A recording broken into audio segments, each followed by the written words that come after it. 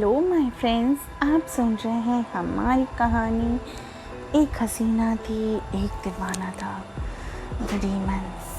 चलिए आज की इस खूबसूरत सी कहानी को हम आगे बढ़ाते हैं। अगली ही सुबह झील रूम में थी और वो हो रही थी रेडी। आज उसकी मेहंदी जो थी, झील ने बॉटम ग्रीन कलर की स्लीवलेस लहंगा पहना था और लहंगे के बॉटम पर गोल्डन जरी का काम भी हुआ था और दुपट्टा गोल्डन नेट का था। खुले बालों को पीछे करके फ्लावर क्लिप्स लगा कर रखा था उसने, कानों में इयररिंग्स और बिल्कुल लाइट मेकअप। झील खुद को मिरर में देखते हुए आज मेहंदी है, परसों शादी। I am very nervous. भगवान जी प्लीज़ हेल्प मी, हिम्मत देना कि मैं सब संभाल पाऊँ, बोलकर झील गहरी गहरी सांसें लेने लगती है। झील रूम से बाहर जाने वाली ही थी कि तभी उसकी नज़र बालकनी पे जाती है। झील बालकनी में जाती और झील महल को देखती है। झील अपनी नज़रें दूसरी तरफ करके कॉन्सेंट्रेट झील, तेरा ध्यान गलत जगह पर जा रहा है, बोलकर झील उस झील महल को एक बार फिर देखती है और फिर रूम से निकल जाती है। वहीं झील महल के अंधेरे कमरे में राजवीर सामने एक शीशे में देखते हुए, जान मेरी जाने जहाँ, तुम्हारा ध्यान मुझ पर रहना तो जायज़ है, आखिर मेरी दीवानगी भी तो तुमने देखनी है। और इतना कहकर राजवीर रुक जाता है। उसकी आंखें सुर्ख लाल हो जाती हैं। राजवीर अपनी शैतान जैसी आंखों से खिड़कियों से बाहर देखता है। उसके देखते ही मौसम बिगड़ने लगता है। आसमान में काले बादल छा जाते हैं। मंदिर में पंडिताइन आसमान की तरफ देखते हुए, शैतान की नज़रें बर्बादी होती हैं। वो गुस्से में है, पता नहीं क्या रंग लाएगा उसका सालों पुराना गुस्सा और उसकी दीवानगी। इधर नीचे झील जाती है। सभी लोग हॉल में ही थे। झील जाकर सोफे पे बैठ जाती है। कंचन हील की नज़र उतारते हुए, बहुत प्यारी लग रही हो झील। कंचन की बात सुनकर झील मुस्कुरा देती है। झील की नज़र अंगद पर जाती है, जो एक तरफ खड़ा होकर और किसी से फ़ोन पर बातें कर रहा था। उसकी नज़रें झील पर थी। झील अंगद को अपनी तरफ देखता पाकर मुस्कुराते हुए दूसरी तरफ देखने लगती है। वहीं शिवाय अंगद के पास जाकर, भाई आप भी की है, कितना ताड़ोगे? अंगद शिवाय को घूरते हुए, मैं ताड़ूं या कुछ और करूं, तुझे क्या प्रॉब्लम है, तू अपना काम करना। शिवाय मुस्कुराते हुए, वही तो कर रहा हूँ भाई, अपना काम, मतलब आप पर नज़र रखना। अंगद अपनी बाहें चढ़ाते हुए, नज़र वाय? शिवाय झील की तरफ नज़रें करते हुए, ताकि आप इधर उधर ना जाओ, you know what I mean. शिवाय की बातें सुनकर अंगद अपना सिर हिला देता है। कंचन झील के हाथों में शगुन की मेहंदी लगाती हैं और उसके बाद वो मेहंदी वाली झील का एक हाथ ले लेती है और झील को मेहंदी लगाने लगती है। झील रूह से बातें करने लगती है। मेहंदी वाली मेहंदी लगा रही थी। थोड़ी देर के बाद मीरा जी खाना लेकर आती हैं और झील को अपने हाथों से खिलाती हैं। करीब 3 घंटे के बाद ही झील की मेहंदी पूरी हो जाती है। तभी मेहंदी वाले ने दूल्हे का नाम पूछा। झील एक नज़र अंगद को देखकर, अंगद मेहंदी वाली झील के हाथ पर ए लिख देती है और अब तक झील का साथ ए हाथ में मेहंदी सूख जाती है। मीरा जी झील को देखते हुए, मीरा पहले पानी पी लो, झील पहले पानी पी लो, उसके बाद रूम में जाकर रेस्ट करना। झील खड़े होते हुए, ओके मम्मा, बोलकर झील किचन में जाती है। झील किचन में जाकर पानी पीती है, वो ग्लास रखती है कि तभी अचानक से झील फ्रीज हो जाती है। झील बिना किसी भाव के स्लैब पर रखी मेहंदी को देखती है और एक कोन उठाती है। झील अपने हाथों पर लिखे ए को आर कर देती है। ये सब करते हुए उसके चेहरे पर कोई भाव नहीं थे। झील किचन से निकलकर ऊपर अपने रूम में जाती है और अपने रूम में पहुंचकर झील अचानक से इधर उधर देखने लगती है। झील खुद से, मैं रूम में कब आई? मैं तो किचन में पानी पी रही थी। देन यहाँ, उफ, जब से यहाँ आई हूँ तब से कुछ ना कुछ अजीब होते ही जा रहा है। बोलते हुए झील जाकर बेड पे बैठ जाती है। झील महल के अंधेरे कमरे में राजवीर शीशे में झील को देखते हुए आ जाना, जिन हाथों की लकीरों पे सिर्फ मैं हूँ, उन हाथों पर किसी और का नाम कैसे आ सकता है? यहाँ तो मेरा ही नाम होना था। तुम्हारे सपनों से लेकर अब तुम्हारे दिमाग पर भी मेरा काबू होने लगा है। थोड़ी देर के लिए ही सही तुम मेरे काबू में थी। बस एक बार इस कमरे का दरवाज़ा खुल जाए, फिर मेरी शक्तियों की हर पाबंदी हट जाएगी। बोलते हुए राजवीर अजीब तरीके से मुस्करा देता है। रात का वक्त, झील इस वक्त गार्डन में थी। उसने अभी भी लहंगा पहन रखा था। झील आसमान की तरफ देख रही थी। तभी एक बच्चा आता है। झील उस बच्चे को देखती है। वो बच्चा बिना कुछ बोले झील को ही देख रहा था। झील घुटने के बल बैठकर, बेटा क्या हुआ? आप इतनी रात को यहाँ क्या कर रहे हो? वो बच्चा झील को देखते हुए, वहाँ मेरी बॉल है आंटी। झील कंफ्यूजन से, कहाँ? और आप रात को बॉल से क्यों खेल रहे थे? झील की बात सुनकर वो बच्चा तो कुछ नहीं कहता। झील खड़ी होकर, ओके चलो आप मेरे साथ, देखते हैं आपकी बॉल कहाँ है, बोलकर झील उस बच्चे का हाथ पकड़ लेती है। झील को फील होता है कि उस बच्चे का हाथ बहुत ठंडा था। झील उस बच्चे को देखते हुए मन में, इतना ठंडा हाथ, यहाँ रात के वक्त ठंड होती है पर इतनी ठंडी बॉडी होना, ये कैसे? सोचते हुए झील आगे बढ़ जाती है। वो बच्चा झील को लेकर झील महल को जाता है। झील महल के सामने पहुंचकर झील कुछ पल उस महल को देखती है। झील महल को देखते हुए, बेटा तुम मुझे यहाँ क्यों लेकर आए हो? बोलकर झील अपने साइड में देखती है। वहाँ कोई नहीं था। झील मुड़कर इधर उधर देखती है पर दूर दूर तक कोई भी नहीं था। तो सिर्फ गहरा सन्नाटा वहाँ पे छाया हुआ था। वहीं वो बच्चा झील महल से थोड़ी दूर पर ही गिरा हुआ था। उसकी आंखें बंद थी। तभी वहाँ एक आदमी आता है। ये वही आदमी था जो झील से मिला था। वो आदमी बैठकर उस बच्चे के सर पर हाथ फेरते हुए, कुर्बानियाँ तो होंगी ही, उसकी काली शक्तियों के आगे तुम्हारे जैसे बच्चे कैसे टिकते, बोलकर वो आदमी सर हिला देता है। झील इधर उधर देखती है और फिर इधर लोहे से बने गेट पर हाथ रखती है और गेट खोल देती है एक तेज की आवाज़ से।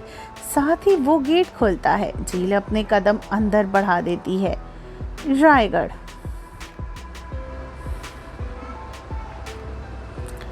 झील अंदर कदम रखती कि उसके कदम रखते ही तेज हवाएं चलने लगती है। झील आगे बढ़ती कि वो आसपास देखती है। चारों तरफ गार्डन था जो काफ़ी हरा भरा सा था।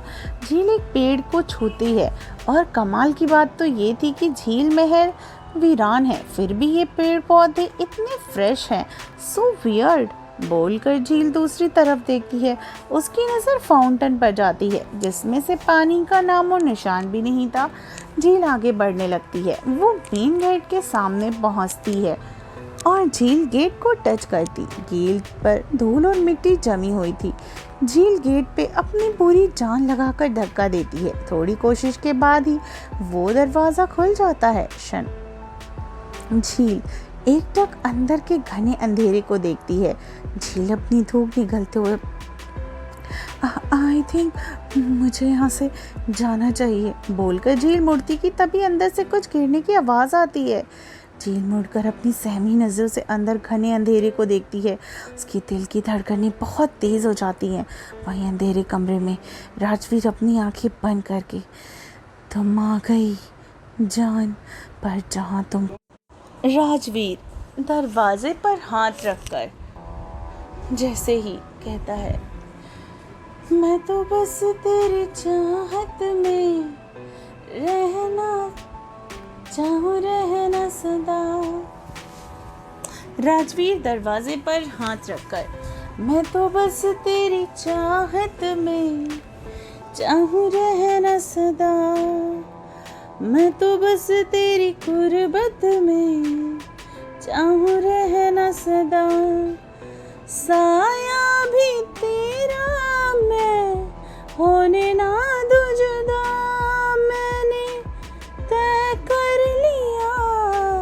बीच झील अपने कदम अंदर की ओर बढ़ा देती है। वो अपने फोन की फ्लैशलाइट ऑन करती है और गहरी गहरी सांसें लेकर अंदर बढ़ने लगती है।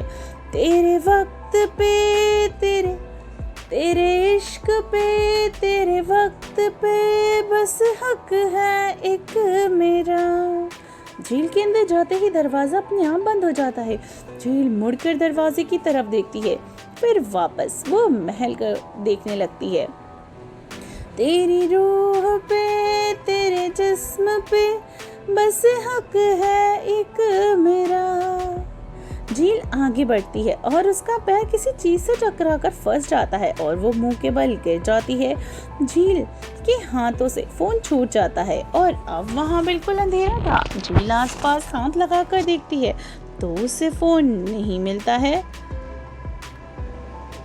बस हक है एक मेरा, बस हक है एक मेरा, बस हक है एक मेरा।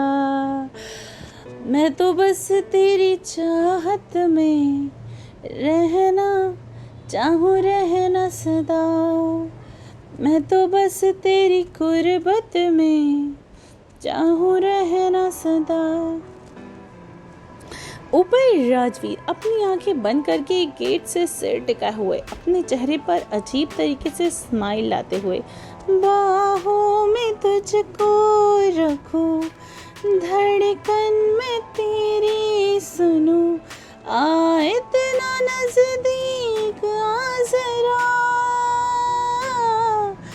जिसमें दुआएं रहे हरदम वफाएं रहे, दो तुझको ऐसा एक जहां। झील नीचे खड़ी होती है। उसे अब बहुत डर महसूस हो रहा था। झील चीजों को छूती है तो एक टेबल पर हाथ रखती उसको कुछ फील होता। वो उस चीज को उठाती है। तभी अचानक से तेरे इश्क पे तेरे वक्त पे बस हक है एक मेरा, तेरी रूह पे तेरे जिस्म पे बस हक है एक मेरा। झील इस चीज को छूते हुए कैंडल, यहाँ पर कैंडल क्या कर रही है बोलकर झील वापस टेबल पर हाथ रखती है और उसे फिर कुछ मिलता है। मैं तो बस तेरी चाहत में चाहूँ, रहना सदा। झील फिर उस चीज को छूती है और उठाती है। झील खुद से माचिस, बट हाउ, ये सब चीजें यहाँ, लीव इट। झील पहले कैंडल जला देती है और बोलकर झील कैंडल जला देती है। और तभी झील कैंडल घुमाकर चारों तरफ देखती है।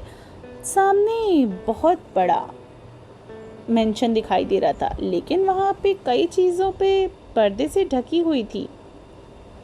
मैं तो बस तेरी कुर्बत में चाहूँ, रहना सदा। झील इधर उधर घूमते हुए देख रही थी कि वो ग्राउंड फ्लोर पर बने सारे कमरों को खोलकर देखना शुरू कर देती है। ऊपर राजवीर सर हिलाते हुए, जाने जहाँ वक्त बर्बाद करना तुम्हारी पुरानी आदत है और मुझे ये आदत बिल्कुल पसंद नहीं, बोलकर राजवीर अपनी आंखें बंद कर देता है।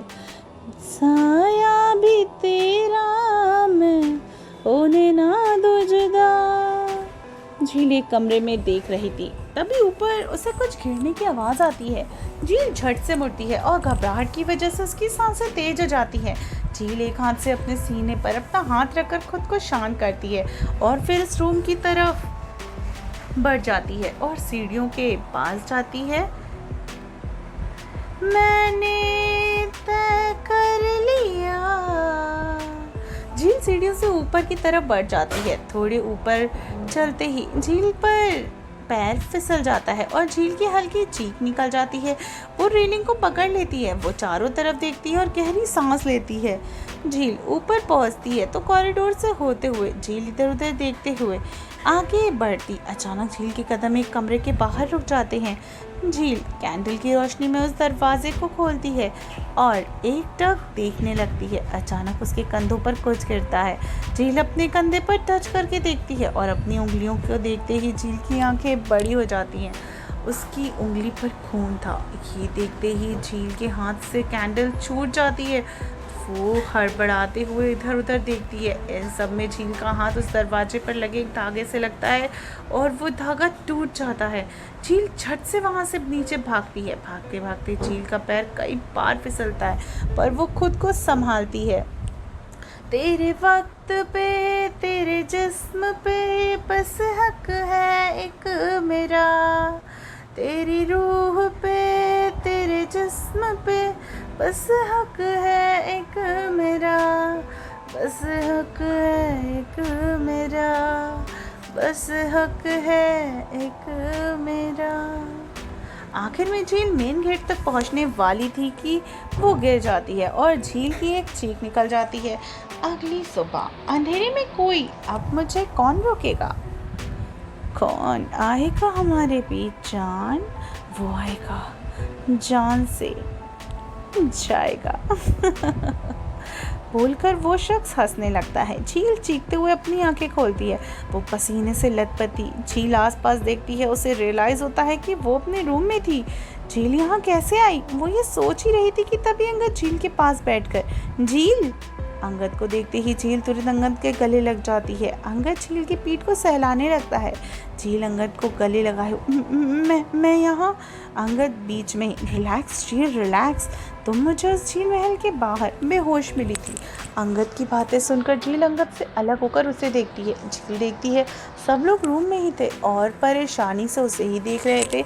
झील सबको देखते हुए, एक बच्चा आया था, मैं बस उसकी हेल्प कर रही थी, और प्लीज़ मुझे थोड़ी देर तक अकेले रहने दीजिए, और अच्छे से मुझे अभी कुछ याद भी नहीं है, और शायद मैं उसी वक्त बेहोश भी हो गई थी।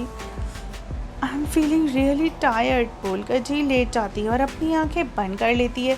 सब लोग झील को देखते हैं और रूम से निकल जाते हैं। अंगद झील के फोरहेड पे किस करके चला जाता है।